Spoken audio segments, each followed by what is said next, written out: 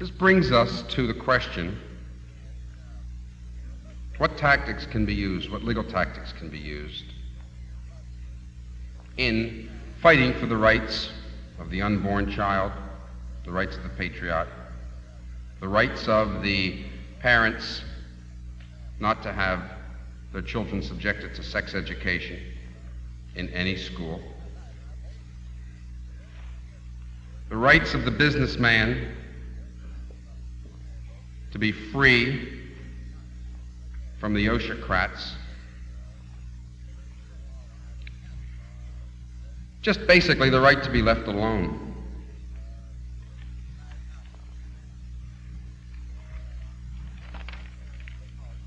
There are tools that are in the law right now. Now, many of us will disagree with some of these tools. The good Jesuit fathers taught me the ad hominem argument, which goes something like this. And you say to your opponent, I don't have to believe that, but you do, and I want to make you believe it. We can take some of these rules that have been made, even some of these statutes that have been made, that many of us feel are unconstitutional, and ram them down their throats.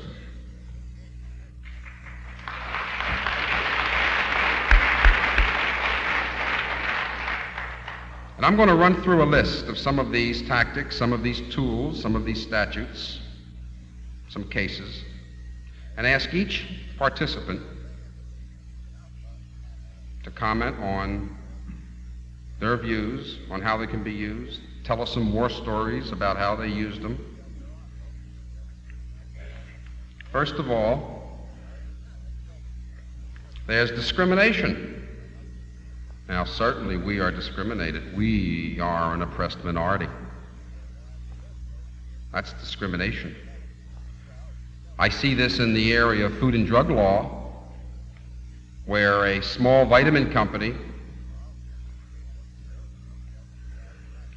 has to fight an efficient federal bureaucracy, whereas the large vitamin company or a large drug company finds out that the FDA are a bunch of Keystone cops.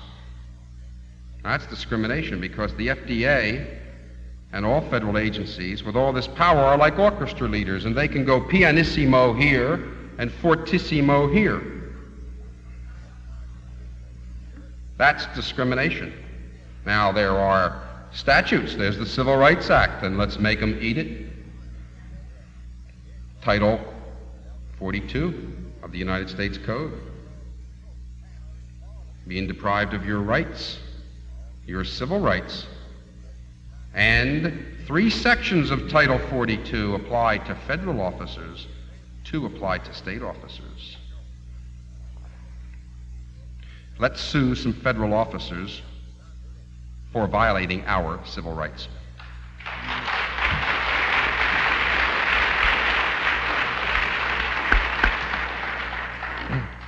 Another tool we have is the preliminary injunction.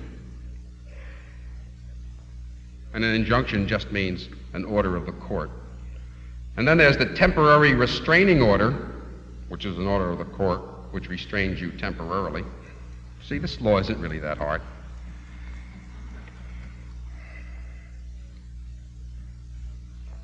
And then there is the tactic that is used by these environmental groups. Rush, rush, rush.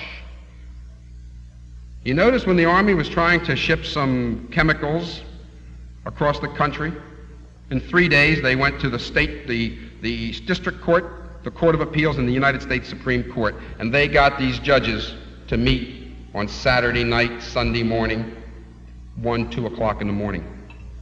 It's rush, rush, rush. We need an injunction right away, or else it's going to be too late. Equity. Rush, rush, rush. Well, what could be more in need of rush, rush, rush than a child in a womb of a mother?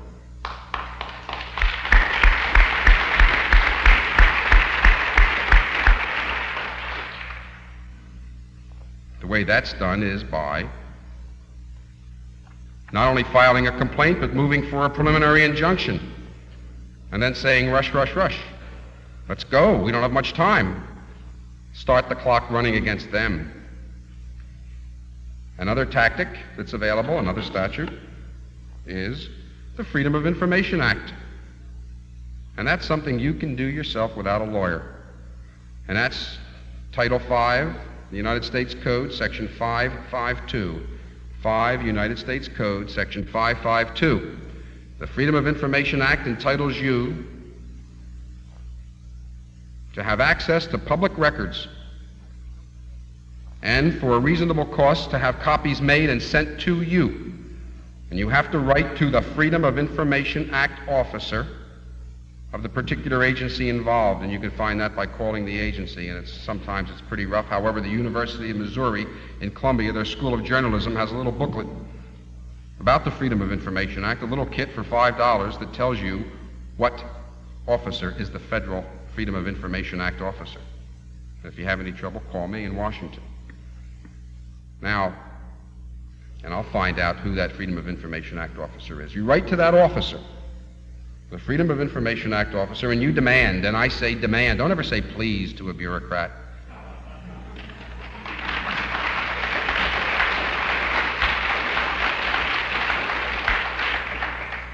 You start off the letter and say, pursuant to the United States Code, Title V, Section 552, I demand access and copies of these records, and then you list them. Now, there's also a Freedom of Information Act appeal officer. If you do not get anywhere with that man, the first one, you appeal to the second. But in your first letter, you tell him you're going to wait 10 days. And if you're in a hurry, say you're going to wait 3 days. Now, I use this to get the amygdalin papers out of the Food and Drug Administration, or rather the National Institutes of Health. A federal document that shows amygdalin is safe and effective in cancer. And I got it out of the federal government by using the Freedom of Information Act, and I told them that I had a court case ready, which I did, and if I didn't get the information I wanted in 5 days, they were going to be in court. And they said, that doesn't give us much time. And I said, I have cancer patients who are dying. They don't have much time. And I got what I wanted. Again, rush, rush, rush. Another thing we can use is the Freedom of Religion clause of the First Amendment, which to me includes the right to be left alone, the right to your own personal philosophy about anything, even if it's not part of an organized religion. Because when the government starts saying what religion is established and what religion is organized and whether you have to have a belief in God to be a religion, when they start defining religion, you can be sure they're going to exclude yours.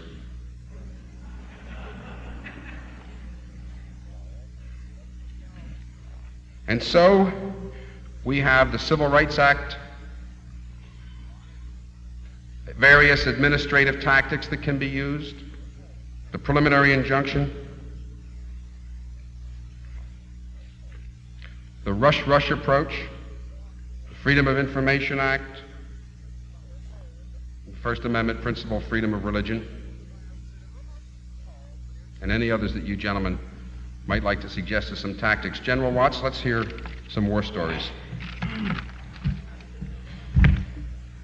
Well, I fought all up and down the Burma Road for 3 long years, and I just thought I'd seen war till I got home.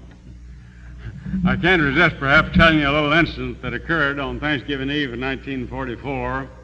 We were sitting out on an observation post way out in far western China, and incidentally, what reminded me of this, I was just scanning through our Constitution here, and Article 3 of the Constitution under Judicial Department, Section 3 defines an almost worn out and unheard of crime in the United States of America.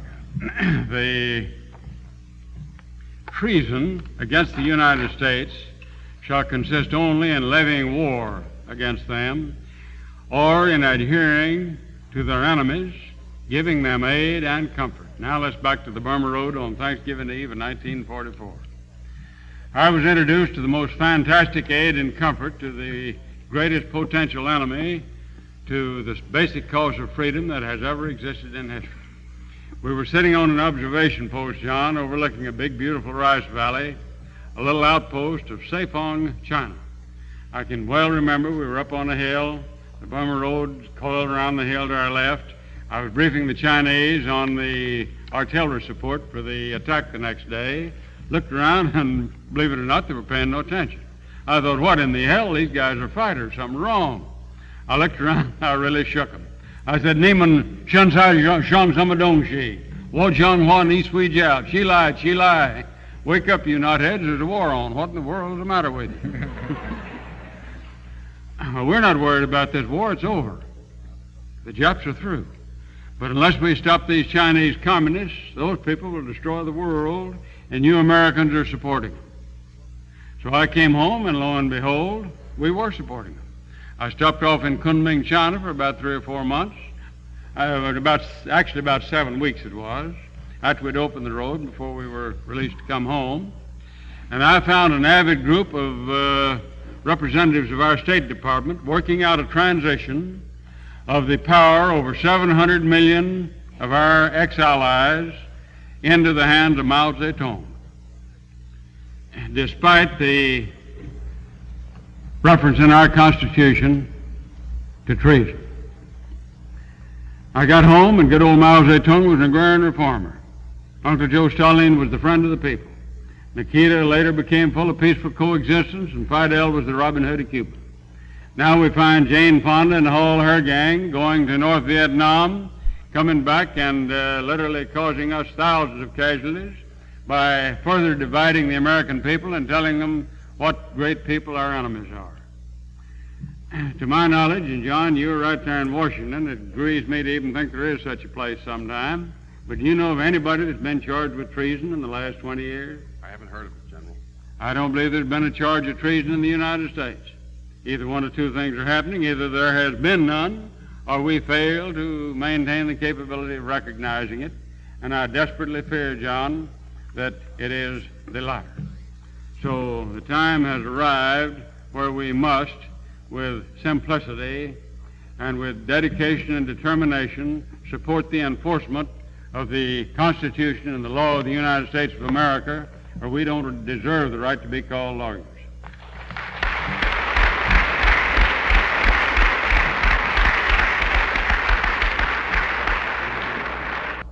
Professor Rice, do you see any tactics currently available, even some of those that we might consider unconstitutional, that can be used in order to gain our objectives, make them eat their own words?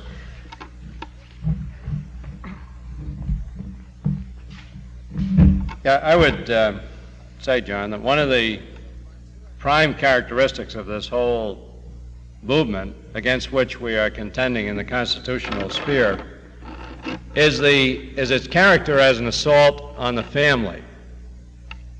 You find this not only in such things as classroom sex education, where the state intrudes its own values in between the parents and the student, the children. You find it also in the government coercion, for example, of welfare recipients to have abortions, active government promotion of birth control so as to override individual freedom of choice. I think the only answer, incidentally, in that area is to get the government out of that whole business.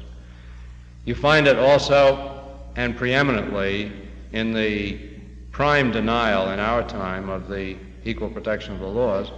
And if we're talking about tactics, I would say that domestically speaking, I'm not talking about such things as aid to the enemy, recognition of communist China and so forth, but in terms of our domestic law, there is one thing that will turn this around, frankly, and that is the adoption of the amendment to the Constitution to outlaw abortion.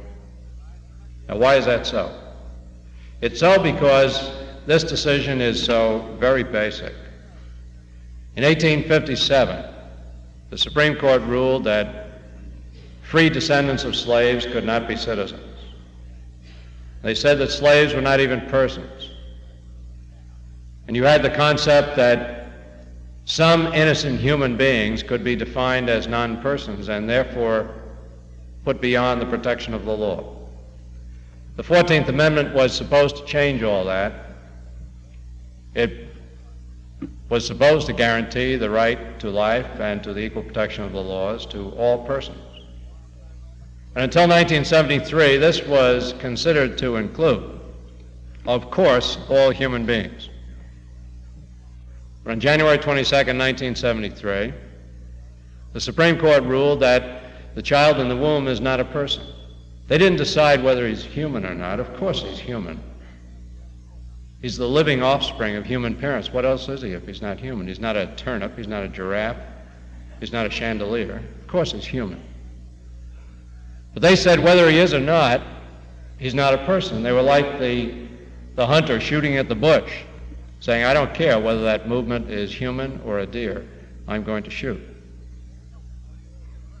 And this is really something that has ramifications that go far beyond the killing of babies in the womb. You know, in all the wars that we have had, all the American casualties put together, from Concord through the end of Vietnam, at least up till last January 20th, all the casualties totaled 688 some odd thousand, all the battle deaths, that is, in all those wars. In 1972, before the Supreme Court liberalized abortion, there were 700,000 legal abortions in this country. The estimates are that this year there will be 1.6 million. And if past experience is accurate, there will be at least an equal number of unreported abortions. Now, a nation cannot survive that sort of thing.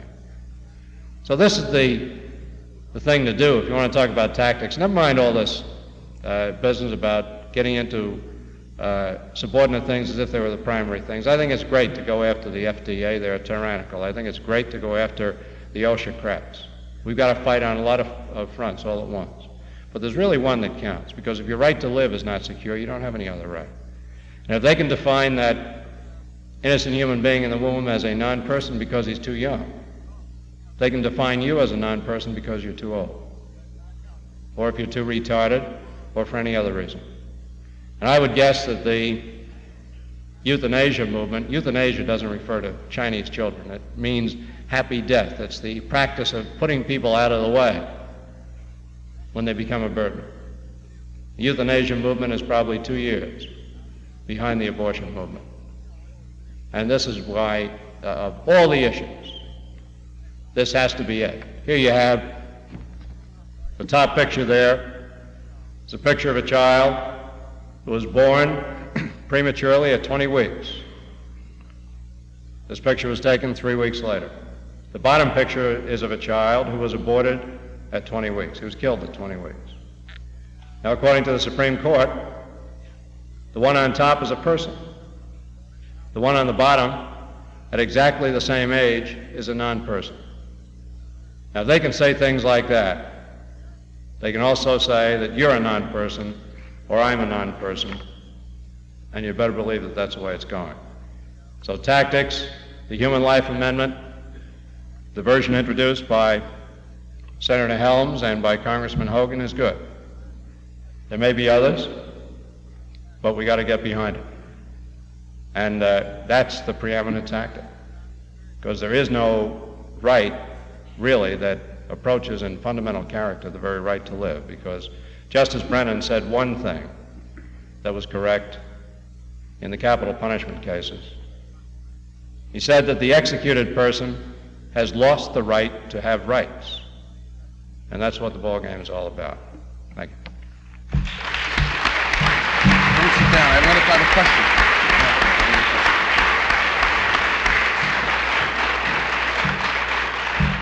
This brings up a question for Professor Rice as to where, jurisprudentially speaking, the life should begin. At what point? Conception? Viability? would you discuss the legal aspects of this question as to where or when life begins? Sure. Yeah, it's really a matter of when Life begins in the scientific sense, in the biological sense.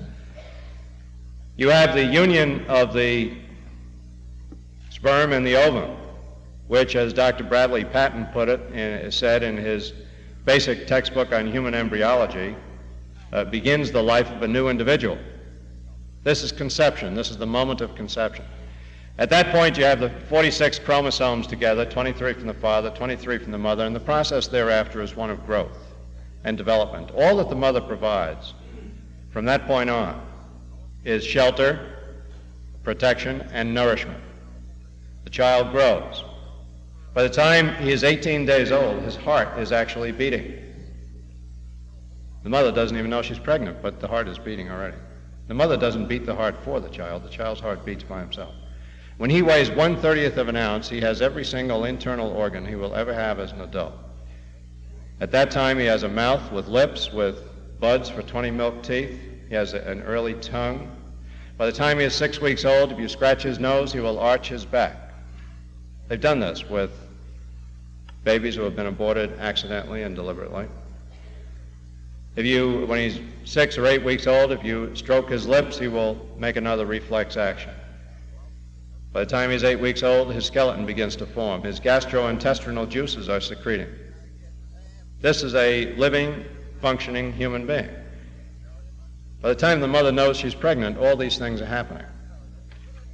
By the time he's 10 weeks old, 12 weeks old, he's beginning to move around. Around 12 weeks, he starts to kick, starts to move. The mother may feel him then or a little bit later. He grows fingernails, he scratches himself, he grows hair. He even cries, although you can't hear him because there's no air in the womb to make a sound. And this is not something I'm making up. This is simply the fact of life. This is what the child in the womb is all about. Here's a photograph of the child in a man's hand, 12 weeks of age. If you look closely at that, you could see the fingers, you could see the toes, you could see the developing limbs. There's no question about it. So if you're talking about when life begins, why, you get all these people who will tell you that whole life begins sometime later. Well, the thing you ought to do is ask them when. At what point? Ashley Montague thinks that life begins when you begin to interact socially. I don't think some of our kids have come alive yet, right? And maybe some of yours, right? When does it begin? Once you start that process, there is no other point other than the moment of fertilization at which to start human life. And this is the issue. Now, the Supreme Court allows abortion right up to the very moment of normal delivery, as long as you can get a doctor to certify that it would be good for the mental health of the mother to do it. So, I mean, you're not talking even about the issue of when life begins in the normal case. But if you want to know when it begins at conception. And if somehow you have doubts, resolve those doubts in favor of life. Give the benefit of the doubt to life rather than death. Thank you, Professor.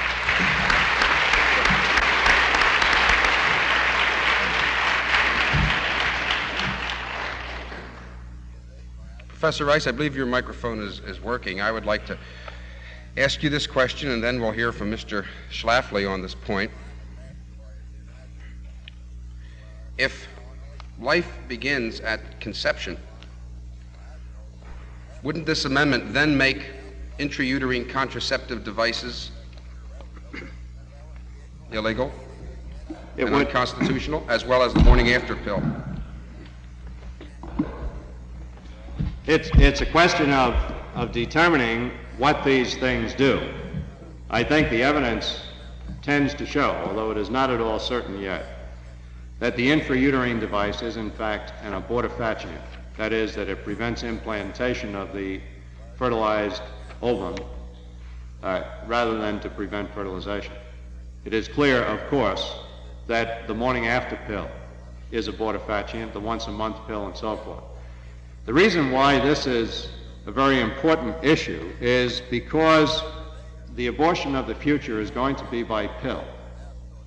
You now have chemicals which are called prostaglandins, which have been developed and tested extensively, successfully, and which, if taken according to the prescribed manner, will cause an abortion at any stage of pregnancy.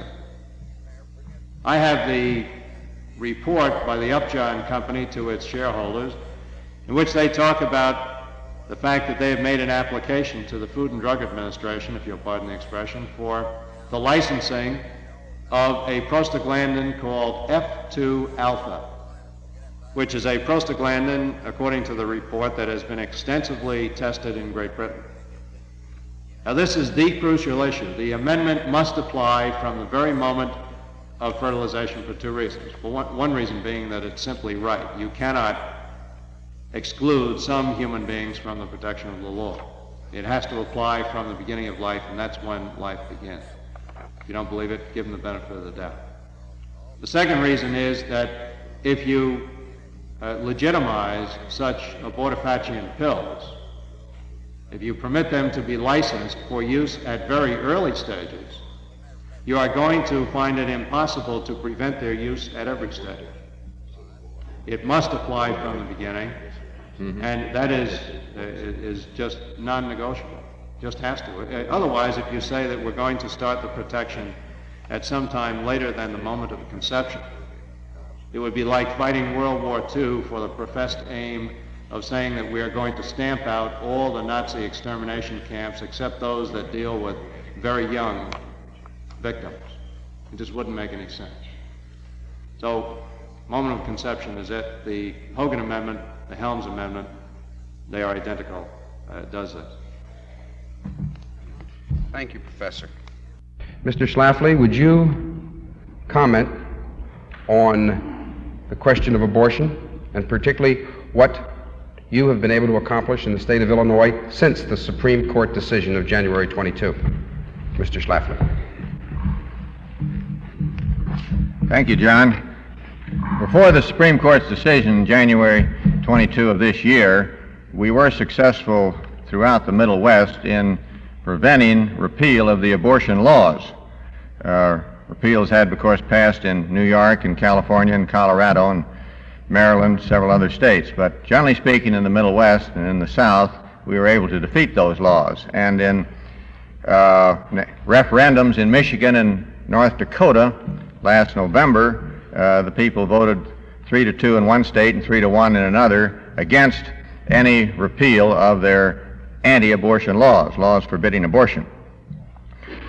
Well, after the Supreme Court's decision, and I want to comment on that just a minute, I studied law at Harvard Law School with Harry Blackmun, who wrote the opinion, and with all due respects to Harry, he's no medical student, and he didn't take any medical courses then, and I doubt if he didn't take any before, and I doubt if he took any afterwards.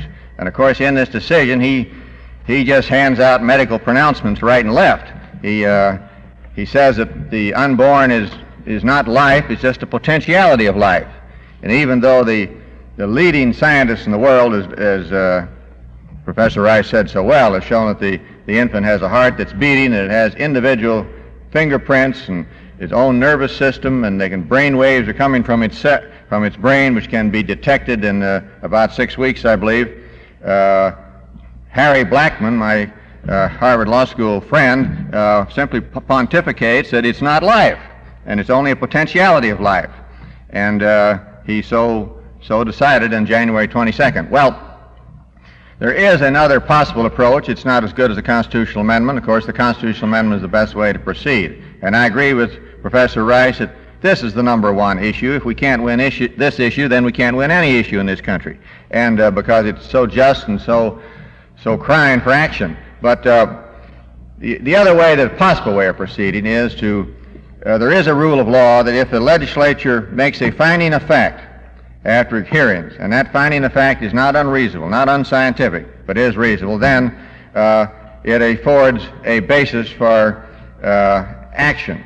Now, Harry Blackmun concluded without any hearing any evidence. In those cases, no evidence was heard whatsoever that there is only a potentiality of life, that there's not human life present in the unborn child. Now, in Illinois, we presented a bill which passed the House. It's now in the Senate, which held that after hearings by eminent doctors that the unborn child is a human being. It's not a potentiality of life.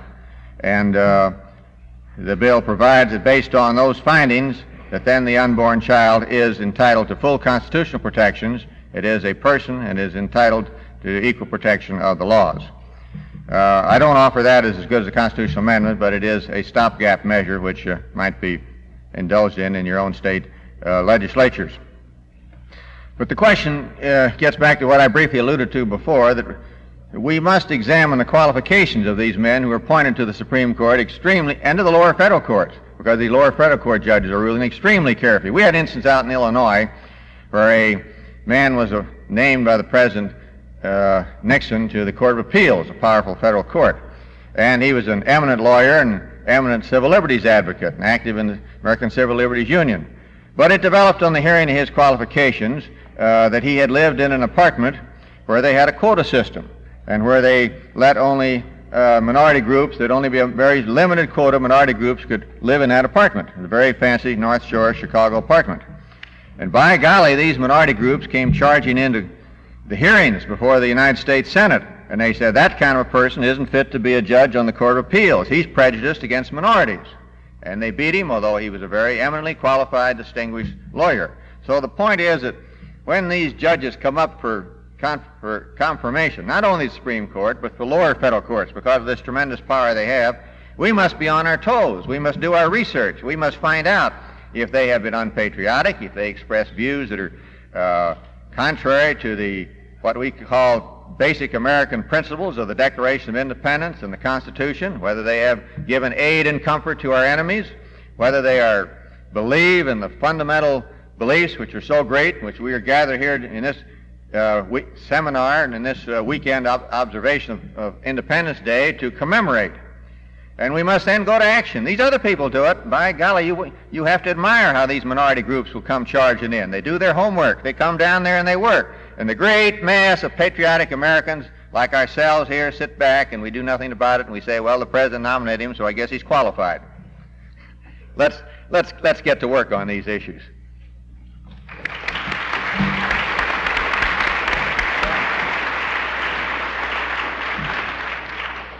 Now, regarding tactics and how to take something that's unconstitutional, such as the recent Supreme Court decision on abortion, and ram it down their throats, I'm going to ask General Watts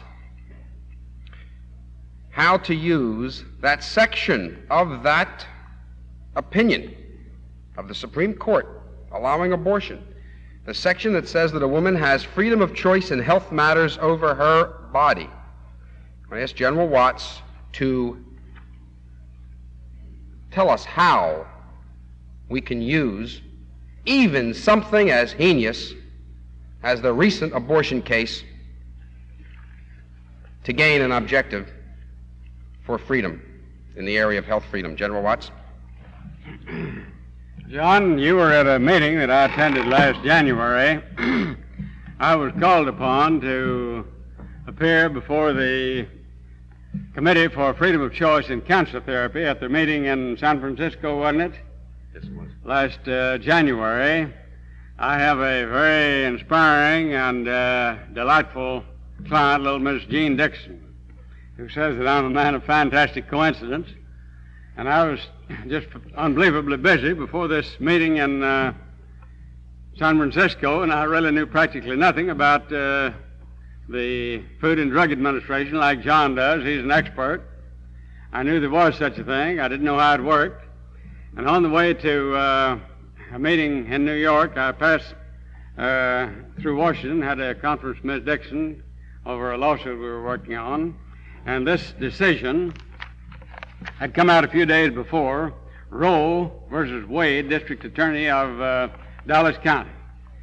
So I had called ahead and had Miss Jean pick me up a copy of it, the clerk of the Supreme Court, and I trust it was just nothing short of some type of a subconscious inspiration, I realized there was something wrong.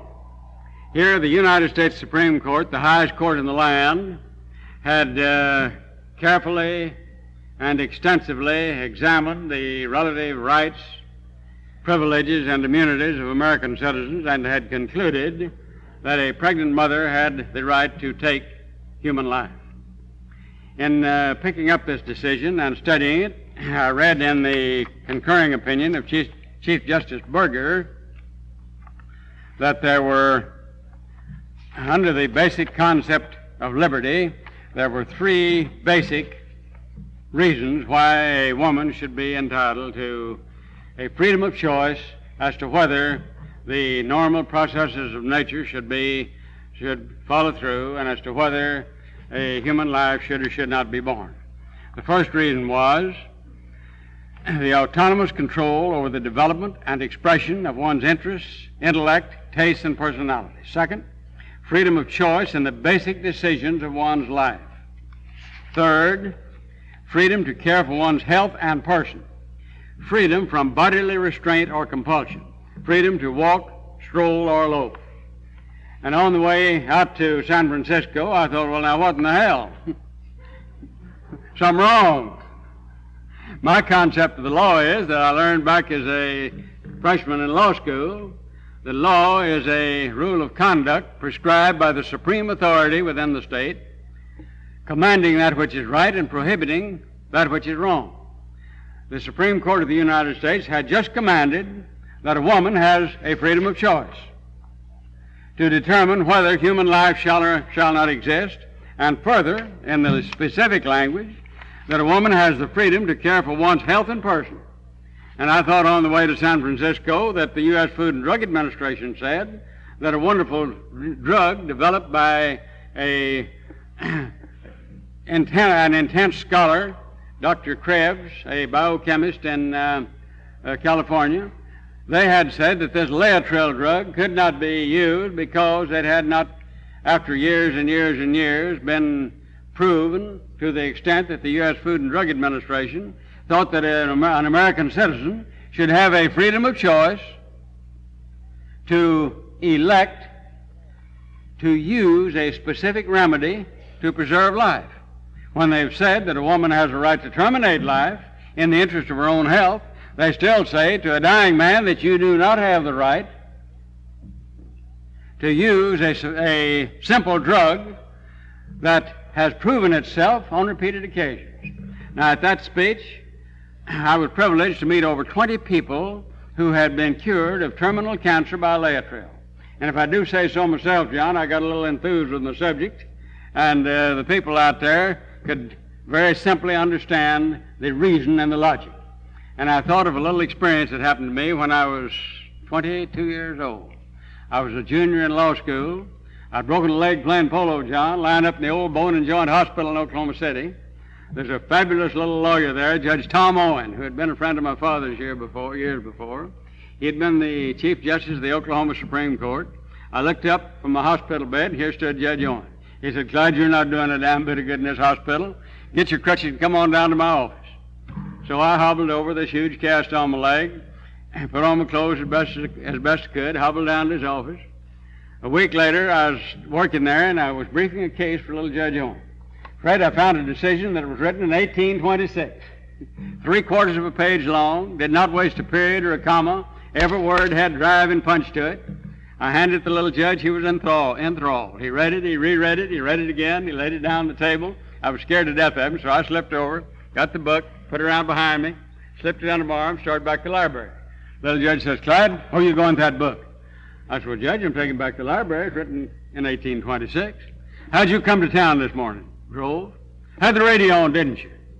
"Well, sir, I don't know. I may have. Why?" "Well, that's the trouble with you blankety-blank boys.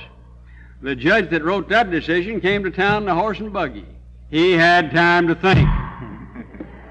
Now, that's the problem we face today with our courts. We have far too many judges that not only don't have time to think, but don't have the inclination to evaluate controversies and principles of basic, simple right and wrong.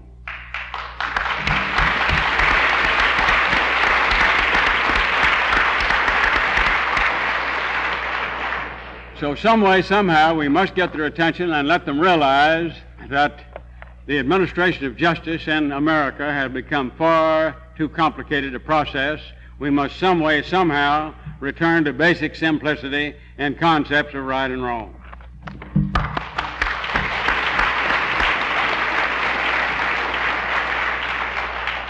Now, that drug, Laetrile, is being stopped by the Food and Drug Administration. It is not being allowed in interstate commerce. Cancer patients are dying because of this. Doctors are being arrested or threatened with arrest. In the Food and Drug Administration. And notice how cleverly I got us talking about the Food and Drug Administration after we had that long discussion about abortion. We went from abortion right to the Food and Drug Administration, and that shows how the law works. Now, here is a case. It's a precedent. It's an opinion. It's this obnoxious abortion decision, and yet even that, General Watts was able to find something in there for freedom. That's the way the law works. But in this battle that takes place in the courtroom, where principles are molded, an important and often unsung hero is the client himself. And one man deserves a lot of credit, and that is Dr. John Richardson. If Dr. Richardson is here, would he please stand up?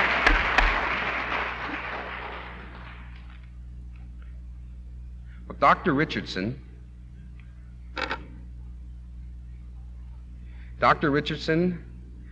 recently was released by the court. The case was dismissed,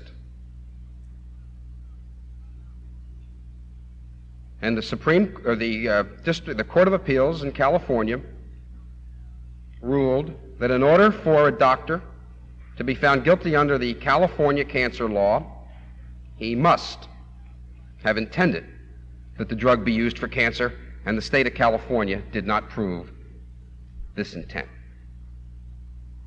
So he has achieved, and the Committee for the Freedom of Choice in Cancer Therapy has achieved a great victory there, but they're not stopping. They are continuing. The General Watts is the counsel for that committee. And this committee is one of the frontline groups in this battle for health freedom and all freedom. It deserves your utmost support. Now,